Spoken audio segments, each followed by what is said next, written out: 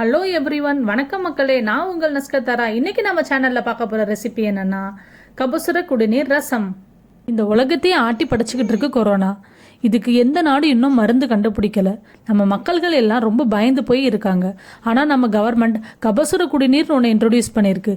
இது கொரோனாக்கான மருந்து கிடையாது, பட் கொரோனா வராமல் தடுக்கிறதுக்குரிய ஒரு மருந்து. இந்தியா இல்லாமல் வெளிநாட்டிலேருந்து இந்த வீடியோவை நீங்கள் பார்த்துக்கிட்டு இருக்கீங்கன்னா உங்கள் ஏரியாவில் பக்கத்தில் இருக்க இந்தியன் ஆயுர்வேதிக் ஷாப்பில் கபசுர குடிநீர் கேட்டால் கண்டிப்பாக கிடைக்கும். ஸோ நான் எல்லா வீடியோலையும் சொல்கிற அதே தான் மக்களே, நல்லா சாப்பிடுங்க, நல்லதே சாப்பிடுங்க. வாங்க இப்போ நம்ம கபசுர குடிநீர் ரசம் எப்படி பண்ணுறதுன்னு பார்க்கலாம். 5 கிராம் கபசுர குடிநீர் பவுடர் நான் எடுத்திருக்கேன். இந்த மாதிரி டேபிள் ஸ்பூனில் இதில் நான் 500 ml தண்ணி ஊற்றுறேன். கொஞ்சம் கொஞ்சமாக தண்ணி ஆட் பண்ணி கலந்து விட்டுக்கிறேன். ஏன்னா அந்த பவுடர் கட்டி ஆயிரும், அதனால் கொஞ்சம் கொஞ்சமாக ஆட் பண்ணியிருக்கேன். யூஸ்வலாக நான் ஷோ பண்ணேன் பார்த்தீங்களா, அந்த பாக்ஸில் 5 கிராமுக்கு 300 ml வாட்டர் தான் ஆட் பண்ண சொல்லியிருப்பாங்க. நம்ம இப்போ ரசம் பண்ண போகிறோம். ஸோ நான் 500 ml வாட்டர் ஆட் பண்ணி அதை நல்லா வற்ற விட போகிறேன். எங்கள் தாத்தா ஒரு வெல் எக்ஸ்பீரியன்ஸ்ட் சித்தா டாக்டர். அவர்கிட்ட என்னென்ன ஆட் பண்ணணும், எவ்வளோ ஆட் பண்ணணும், இப்படி எல்லாமே கேட்டு செஞ்சது தான் இந்த ரெசிபி. ஸோ இதுக்கு சைடு எஃபெக்ட்ஸ் வரும் அப்படிலாம் பயப்பட தேவையில்லை. தைரியமாக நீங்கள் செஞ்சு சாப்பிடலாம். நம்ம கசாயம் 15 மினிட்ஸ் நல்லா கொதிச்சுக்கிட்டு இருக்கு. மீடியம் ஃப்ளேமில் தான் அதை வச்சு நல்லா கொதிக்க விட்டுருக்கேன். பாருங்கள், இது ஃபுல்லாக நான் ஃபஸ்ட்டு வச்சுருந்தேன். 500 ml தண்ணி ஊற்றுனேன். இப்போ அதோட லெவல் குறைஞ்சிருக்கு, நல்லாவே தெரியுது.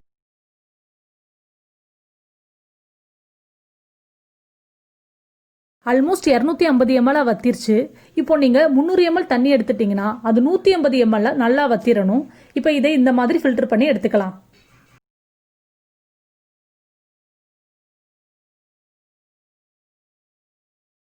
2 தக்காளி நான் எடுத்திருக்கேன்.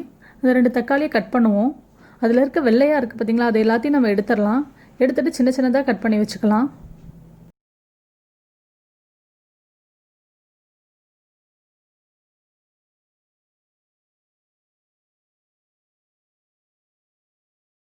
நெக்ஸ்ட் 2 கைப்பிடி அளவு மல்லி இலையை இந்த மாதிரி குட்டி குட்டியாக கட் பண்ணி எடுத்துக்கிறேன். ஆல்ரெடி கபசுர குடிநீரில் 15 இன்க்ரீடியன்ஸ் ஆஃப் மெடிசன் இருக்குது. அதில் திப்பிலி, இலவங்கம், நிலவேம்பு இந்த மாதிரி இருக்குது. அதில் இல்லாத சில இன்க்ரீடியன்ஸை நம்ம இப்போ ரச மசாலாவுக்கு ஆட் பண்ண சொல்லி எங்கள் தாத்தா சொல்லியிருக்காங்க. இப்போ ஆட் பண்ணலாம் வாங்க. ரச மசாலா எப்படி பண்ணுறதுன்னு பார்க்கலாம். 1 டேபிள் ஸ்பூன் ஜீரகம், 1 டீஸ்பூன் மிளகு, 1 பட்டை மிளகாய், 2 பூண்டு, 1.5 தக்காளி கட் பண்ணி வச்சிருந்த தக்காளி எடுத்திருக்கேன். கொஞ்சோண்டு கருவேப்பிலை, 1 கைப்பிடி அளவு மல்லி இலை. இதை 5 செகண்ட் மட்டும் கிரைண்ட் பண்ணால் போதும், அதுக்கு மேலே கிரைண்ட் பண்ண வேணாம். இந்த மாதிரி இருக்கணும் கன்சிஸ்டன்சி. ஃபில்டர் பண்ணி எடுத்து வச்சுருந்தோம் இல்லையா 250 ml கபசுர குடிநீர் கசாயம், அதில் இன்னொரு எக்ஸ்ட்ரா 250 ml வாட்டர் ஆட் பண்ணிக்கிறோம்.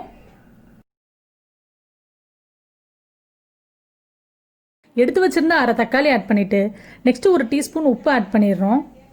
இதை நல்லா பிசைஞ்சு விட்டுட்டு தோலை ரிமூவ் பண்ணுறவங்க ரிமூவ் பண்ணிக்கலாம். ரசம் சாப்பிட்றப்ப சிலருக்கு தோல் இருந்தால் பிடிக்காது, அப்படி இருக்கவங்க தோலை ரிமூவ் பண்ணிக்கலாம். இதில் ஒரு 20 இன்க்ரீடியன்ஸ் நம்ம மொத்தமாக ஆட் பண்ணியிருக்கோம் இந்த ரசம் பண்ணுறதுக்கு. கசாயத்தில் ஒரு 15 இன்க்ரீடியன்ஸு, நம்ம ஒரு 5 இன்க்ரீடியன்ஸ் மேலவே ஆட் பண்ணியிருக்கோம். இது முக்கியமாக நோய் எதிர்ப்பு சக்தியை அதிகரிக்குங்க.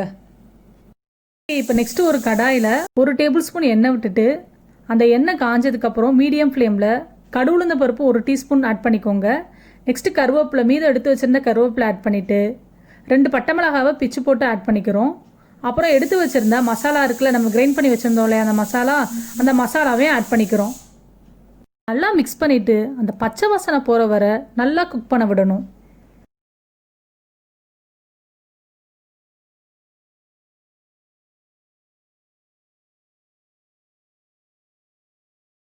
ஒரு நிமிஷத்தில் அந்த பச்சை வாடை போயிருங்க. நெக்ஸ்ட்டு 1 டீஸ்பூன் மஞ்சள்தூள் ஆட் பண்ணிக்கிறோம். நல்லா மிக்ஸ் பண்ணி விட்டுட்டு ஒரு 30 செகண்ட்ஸ் கழித்து நம்ம ரசம் வாட்டரை ஆட் பண்ண போகிறோம். இதில் மிக்ஸி ஜாரில் ஆல்ரெடி கொஞ்சம் மசாலா இருக்குது. ஸோ நான் என்ன பண்ணுறேன்னா கொஞ்சம் ரசம் வாட்டரை அந்த மிக்ஸி ஜாரில் ஆட் பண்ணிவிட்டு அந்த தண்ணியை ஃபஸ்ட்டு ஊற்றிக்கிறேன்.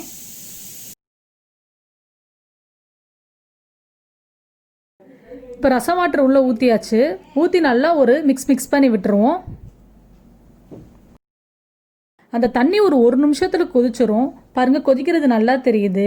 இந்த டைமில் நம்ம மீதம் இருக்க ரச வாட்டர் இருக்குல்ல, அதை ஆட் பண்ண போகிறோம்.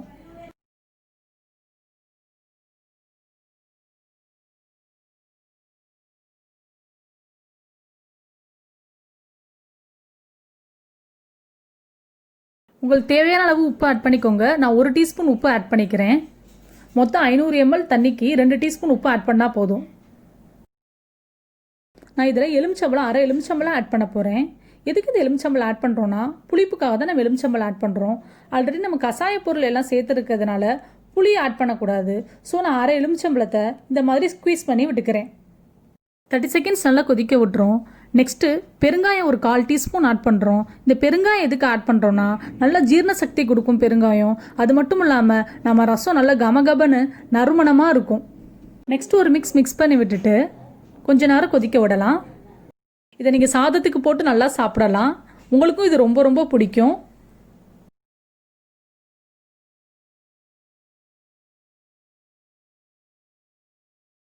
நல்லா தெரியுது நுரக்கூடி வர்றது. நம்ம ஸ்டவ்வை ஆஃப் பண்ணிட்டோம்.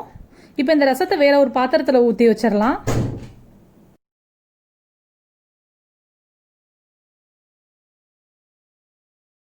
ஃப்ரெஷ்ஷாக சூடாகவே சாப்பிட்ருங்க. ஒரு காலையில் 11 மணிக்கு நீங்கள் இந்த ரசத்தை ப்ரிப்பேர் பண்ணிங்கன்னா ஒரு 3 மணிக்குள்ளே சாப்பிட்டு முடிக்கிற மாதிரி பார்த்துக்கோங்க. இந்த மாதிரி மல்லி இலையை நான் ஆட் பண்ணிக்கிறேன். நல்ல வாசனையாக இருக்கும் ரசம். இப்போ இருக்க சுச்சுவேஷனில் நமக்கு ஹெல்த்தியான டேஸ்டியான கபசுர குடிநீர் ரசம் ரெடி.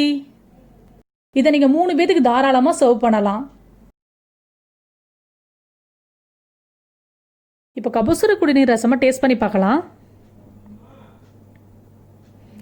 ரொம்பவே நல்லா இருக்குங்க. லாஸ்ட்டாக மட்டும் லைட்டாக கசக்குதுங்க. மருந்தோட தன்மையே கசப்பு தானங்க. இதை உங்கள் வீட்டில் ட்ரை பண்ணிவிட்டு எப்படி இருந்ததுன்னு எங்களுக்கு மறக்காமல் கீழே இருக்க கமெண்ட் பாக்ஸில் சொல்லுங்கள். அப்புறம் மறக்காமல் நம்ம நஸ்கத்தாரா ரெசிபிக்கு சப்ஸ்கிரைப் பண்ணிடுங்க. Until then it's me signing off Naskathara. மக்களே, நல்லா சாப்பிடுங்க, நல்லதே சாப்பிடுங்க.